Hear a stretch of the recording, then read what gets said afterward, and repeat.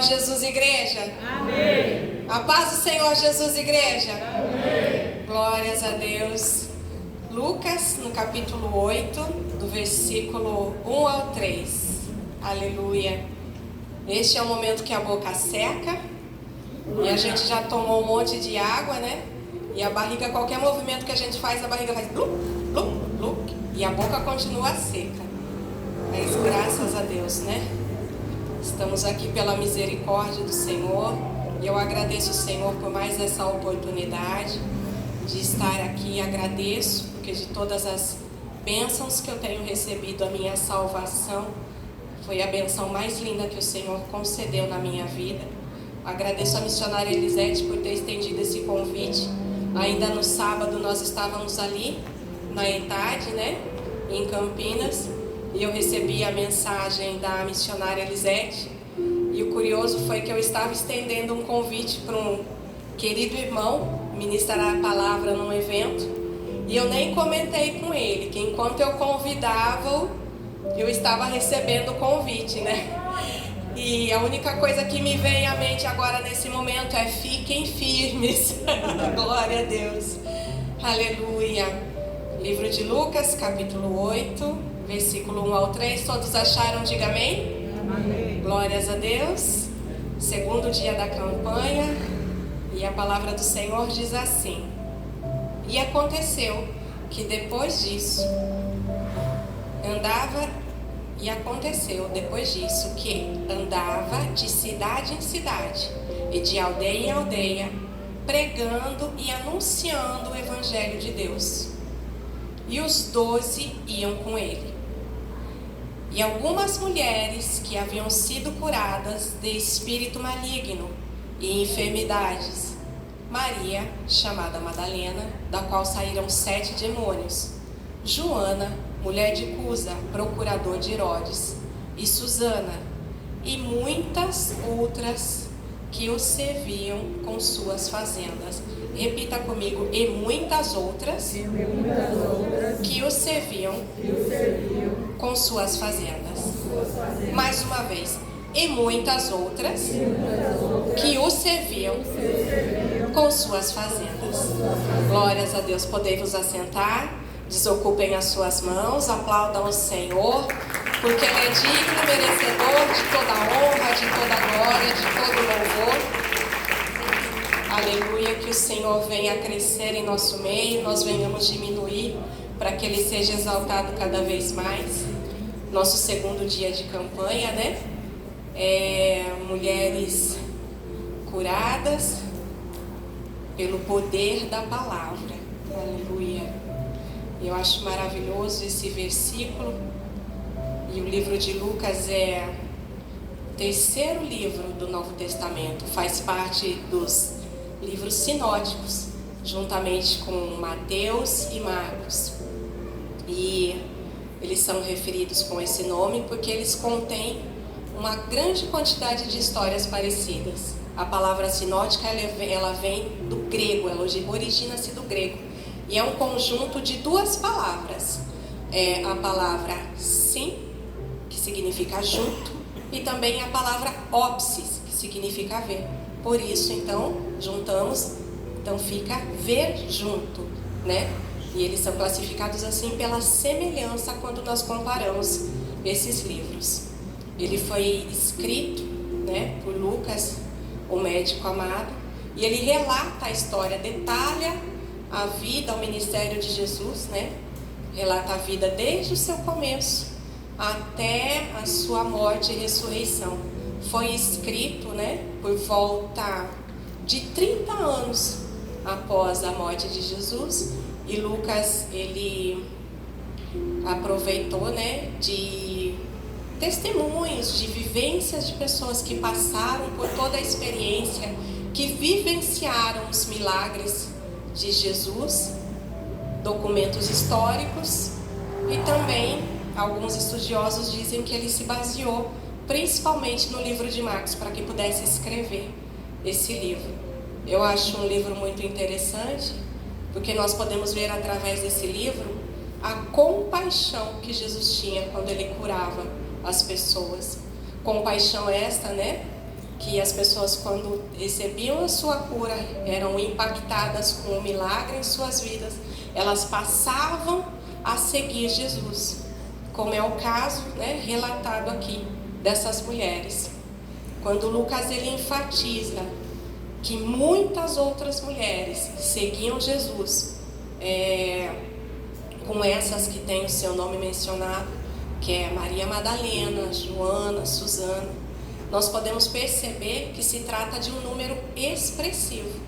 Então, não são poucas mulheres, são muitas que seguiam a Jesus, né? E eu acho tão extraordinário que a gente vê o quanto Jesus valoriza, né? Quanto Jesus valorizava e ainda valoriza o ministério feminino, quanto ele reconhece e apoia o ministério feminino.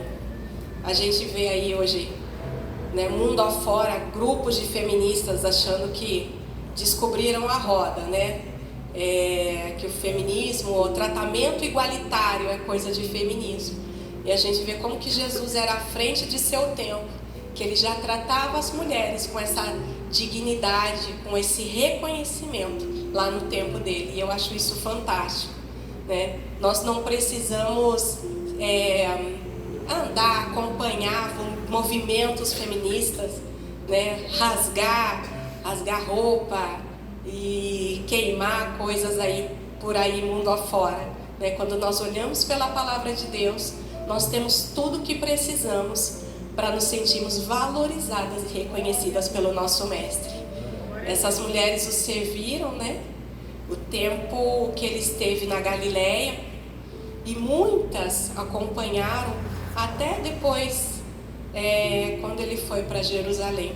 Elas usaram suas vidas e recursos através do que elas receberam de Jesus, para poder servir com seus bens mesmo, né? Com suas vidas. Quando nós olhamos aqui, nós podemos ver que elas estiveram presentes na crucificação, acompanhando todo o sofrimento de Jesus, acompanhando todo o processo, né? Estiveram ali do ladinho, apesar do risco que elas corriam de serem associadas com uma pessoa que estava sendo condenada por Roma. Elas permaneceram ali, porque a convicção que elas tinham de quem era Jesus para elas e do que elas haviam se tornado em Jesus foi muito maior do que qualquer medo, qualquer insegurança e qualquer dúvida. E eu faço uma pergunta para você nessa noite, mulher: quem é Jesus para você? E o que você é em Jesus? A minha filha tem 26 anos, então é o tempo de conversão que eu tenho, 26 anos. E eu, Tatiane, hoje posso dizer que eu sou uma mulher salva, liberta, remida, lavada, escolhida, e eu sou filha para a honra e para a glória do Senhor Jesus. E voltando aqui para a palavra, foram essas mulheres cheias de convicção que foram as primeiras a presenciar, a contemplar a ressurreição do Mestre. Em Atos dos Apóstolos, elas também estavam ali. E a Bíblia relata que elas estavam em oração e em súplica. E quando você pega o capítulo 2 de Atos dos Apóstolos, nós vemos ali elas recebendo o Espírito Santo, sendo cheias do poder de Deus, recebendo o poder para anunciar o Evangelho do Reino. E eu acho tão maravilhoso a forma como Jesus trabalhou na vida dessas mulheres, porque Jesus, ele as acolheu, ele as curou de toda dor, de todo sofrimento, de tudo aquilo que elas carregavam de traumas. Elas encontraram cura em Jesus. Jesus as ensinou. E é algo muito mais extraordinário, porque quando a gente começa a olhar para o tempo, né? Para esse tempo em que elas viviam, o ministério feminino, ele não era relevante, né? principalmente nas práticas religiosas, as mulheres elas não tinham essa liberdade como nós temos hoje. Depois, quando a gente pega no Velho Testamento, nós vemos uma grande participação, mulheres muito ativas fazendo a obra de Deus. Nós vemos ali mulheres que tiveram participação e que foram, podemos dizer assim, protagonistas ali da história. E quando vem aqui depois, pós-invasão, né? Essas mulheres, elas tiveram ali seus papéis reduzidos por conta da influência de Roma, da influência helenista, que é a influência grega. E as mulheres estavam ali limitadas em seus papéis. Mas com Jesus elas conseguiam sentar de igualdade com os homens e aprender sobre o Evangelho do Reino. Isso é muito fantástico, muito maravilhoso. E por fim, Jesus ele confia um ministério a elas. Então elas passaram pelo processo de acolhimento, passaram pelo processo de cura, passaram pelo processo de ensino, de aprender com Jesus. E depois elas têm esse ministério ativo. Agora imagine só, nessa sociedade em que eles viviam, como que elas eram vistas, né? Como que as pessoas olhavam, falavam, meu Deus, mas esse bando de mulher não tem uma roupa para lavar. Porque hoje quando a gente vê mulher querendo ter muita voz, ainda hoje na sociedade que a gente vive, as pessoas perguntam, mas não tem nada para fazer em casa, né? E essas mulheres, elas largaram tudo mesmo e tiveram coragem, determinação para poder seguir ali e servir a Jesus, sem se importar com julgamento, sem se intimidar, e sem se importar com os perigos, com as próprias limitações que elas viviam. Porque mulher é mulher em qualquer lugar. Tem um momento que a mulher ela quer ficar mais quieta, tem um momento que a mulher ela está mais vulnerável, né? Tem um momento que a mulher ela já não tem tanta força. Nós passamos por isso, ainda passamos por isso. Mês após mês as mulheres passam por isso. Mas o desejo delas de servir era maior que tudo isso. Na segunda-feira nós estivemos aqui com o nosso grupo expressivo de mulheres, né, pastor? Na nossa aula de teologia.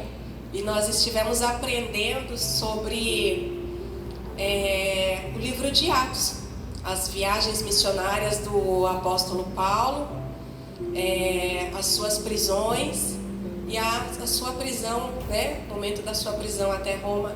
E nós aprendemos que o sofrimento, ele pode, apesar de ser difícil para a gente admitir, mas ele pode ser parte da vontade de Deus para com os crentes.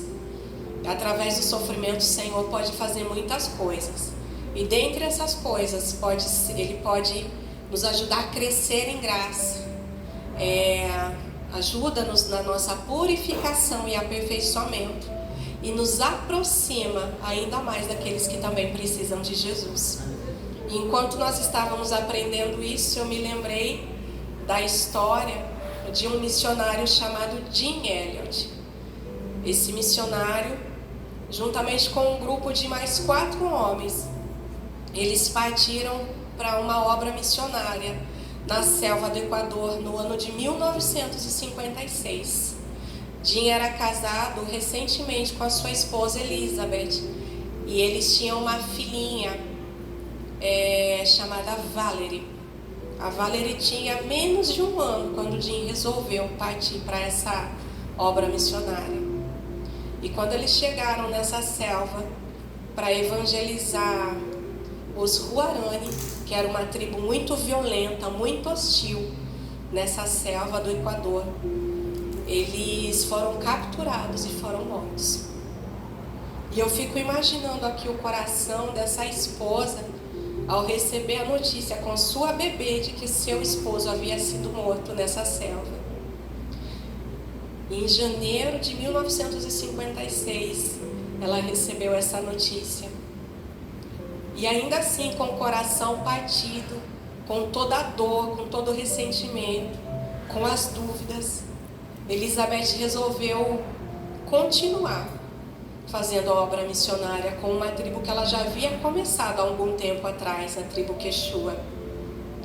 E passado um tempo que ela estava evangelizando essa tribo, ela teve a oportunidade de fazer contato com duas mulheres lá da tribo Huarani, que foi a tribo que tinha assassinado seu esposo. E a partir do contato com essas mulheres, evangelizando essas mulheres, foi a abertura que ela precisou para chegar até a tribo. Vai, Elizabeth, evangelizar essa tribo. Passado 2 anos, em 1958, Elizabeth passa a mão na filhinha dela e vai morar com essa tribo. E eu fico imaginando que se fosse a minha mãe, meu Deus do céu, minha mãe ia enlouquecer. Ia falar: Tati, você tá louca, você vai ali. E eu também fico imaginando se fosse a minha filha. E ainda assim, com tudo que parecia ser contra, né, as situações, ela foi sem temer e evangelizou essa tribo.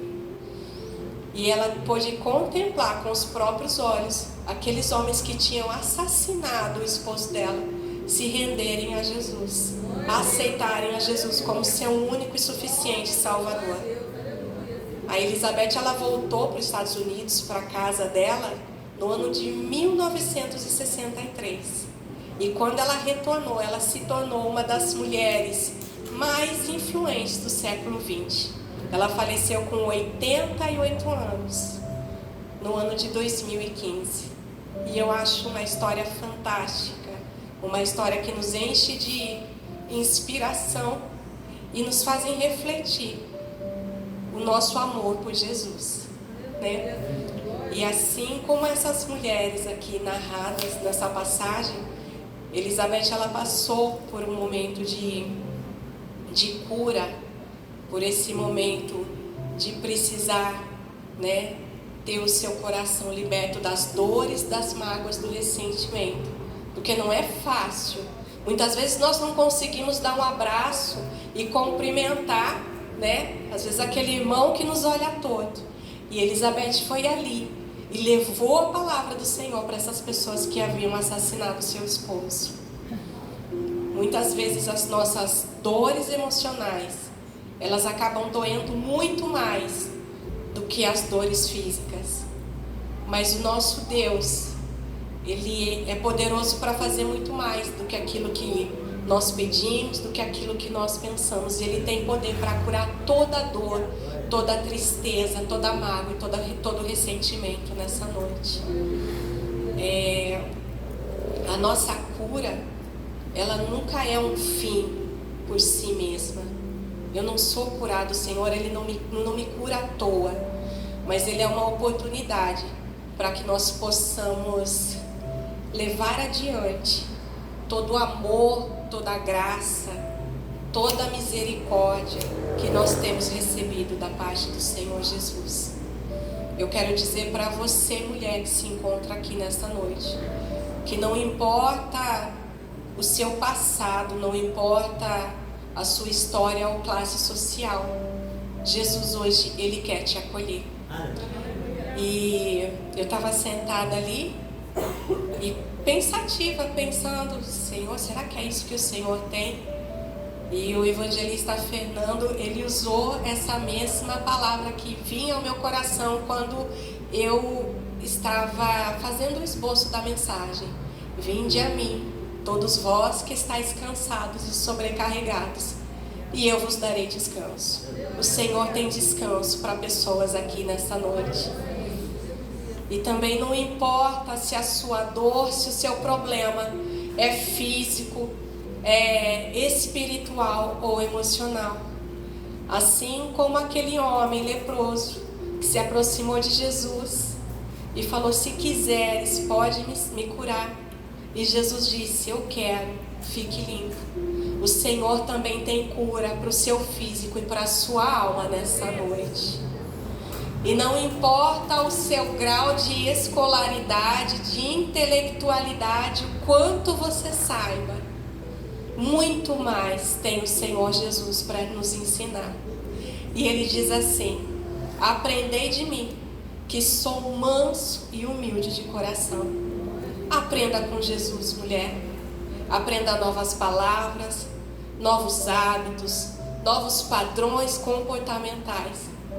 Adquira maturidade cristã para que a sua vida possa refletir, possa transbordar esse Deus grande a qual você serve. Ande como uma mulher santa, fale como uma mulher santa, se vista como uma mulher santa.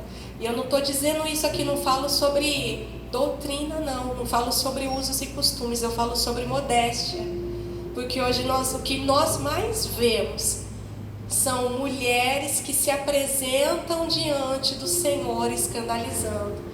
Nós abrimos rede social e nós vemos pastoras, pregadoras, missionárias escandalizando indecentemente, com vestes, com comportamentos, com ações, envergonhando o Evangelho. Então, haja como uma mulher santa, se comporte como uma mulher santa, aprenda com Jesus. Ele quer te ensinar. E não importa o tempo de conversão, não importa o quanto tempo de batismo você tem e o quanto tempo você já está na caminhada. O Senhor, Ele tem poder para renovar as suas forças. O Senhor, Ele quer te encher nessa noite com o seu poder. O Senhor, Ele quer entregar para você uma nova unção na sua vida. Seja cheia do poder de Deus. Exerça com autoridade aquilo que o Senhor tem confiado na sua mão. Não se intimide, não se envergonha, não tenha dúvida. Use o recurso que o Senhor tem entregado para você. Talvez você não tenha dinheiro suficiente, não tenha bens, não tenha posse suficiente, mas o recurso mais valioso que nós temos hoje para entregar e para usar em prol do Evangelho são as nossas vidas. Use a sua vida de forma com que ela engrandeça o Deus que você serve. Use a sua vida com profunda gratidão pelo que o Senhor Jesus tem feito para você. Eu quero encerrar essa mensagem. Faltam 6 minutos para as 9 horas. E eu quero que você, mulher, se coloque em pé nessa noite.